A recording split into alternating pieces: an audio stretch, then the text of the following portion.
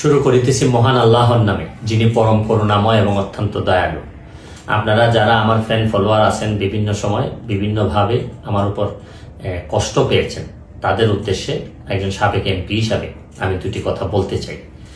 আমি আপনাদের এই সংস্কার, কোটা সংস্কার যে আন্দোলন, এই আন্দোলনে বা বৈষম্য বিরোধী ছাত্র আন্দোলন, এই আন্দোলনে কোটা সংস্কারের জন্য আমি সবসময় আপনাদের সাথে ছিলাম এবং এটাতে যারা আহত নিহত হয়েছেন তাদের পক্ষেও, এই বিচারের পক্ষেও আমি ছিলাম। কিন্তু আমার ব্যর্থতা হচ্ছে কি, আমি আপনাদেরকে বুঝাইতে পারি নাই। এটার জন্য আমি সম্পূর্ণ ব্যর্থ হয়েছি এবং আমি এই ব্যর্থ হওয়ার জন্য আমার যারা ফলোয়ার আছেন, যারা আমাকে নিয়ে প্রত্যাশা করেছেন, সবার কাছে আমি দুঃখ প্রকাশ করতেছি। আমি আপনাদেরকে আরেকটি কথা বলতে চাই। এখন যে কাঠামোগত সংস্কার আপনারা চাচ্ছেন, দেখেন এই সংস্কারের জন্য আমি বহু বছর আগে থেকে কাজ করে যাচ্ছি।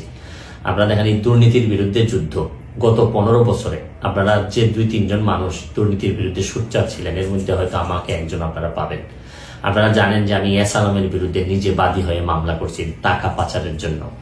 আপনারা জানেন যে আওয়ামী লীগের বর্তমান কমিটির যিনি প্রচার সম্পাদক আব্দুস সুবহান গোলাপ, তার আমেরিকাতে 9 বাড়ি থাকা নিয়ে আমি নিজে বাদী হয়ে মামলা করছি।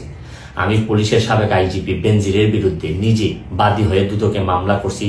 মহান সংসদে আমি তার বিরুদ্ধে বক্তব্য দিছি। মতিউর যে কর কমিশনার মতিউরের বিরুদ্ধে আমি মামলা করছি। আমি সালাম মুর্শিদির বাড়ির নিয়ে মামলা করছি। আমি সালাউদ্দিন, কাজী সালাউদ্দিন যে ফুটবলের দুর্নীতি নিয়ে আমি কথা বলছি।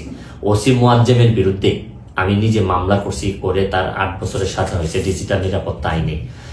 আপনারা জানেন যে জীবনে যত ঝুঁকি ছিল, আপনারা জানেন যে এই কোটা আন্দোলন শুরু হওয়ার 2 সপ্তাহ আগে আমি প্রেস কনফারেন্স করে বলতে বাধ্য হয়েছি, আমি জিডি করছি যে আমার জীবনের উপর হুমকি আছে এইসব দুর্নীতির বিরুদ্ধে প্রতিবাদ করতে গিয়ে।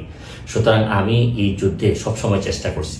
এখন আপনারা যারা যে যুদ্ধ শুরু করছেন, ছাত্র জনতার নেতৃত্বে যে যুদ্ধ, এই যুদ্ধে আমি মনে করি যে দুর্নীতির বিরুদ্ধে যুদ্ধ, এই যুদ্ধে আমি আপনাদের সবসময় আমি আপনাদেরকে দোয়া করি যে আমি যতদিন আসি চেষ্টা করে যাব দুর্নীতির বিরুদ্ধে এই যে যুদ্ধ, এই যুদ্ধে সবসময় শরীক থাকার আমার জায়গা থেকে আমি চেষ্টা করব। এই বলে আজকের মতো বিদায় নিচ্ছি। ভালো থাকুক আমার বাংলাদেশ, ভালো থাকুন সবাই। ধন্যবাদ।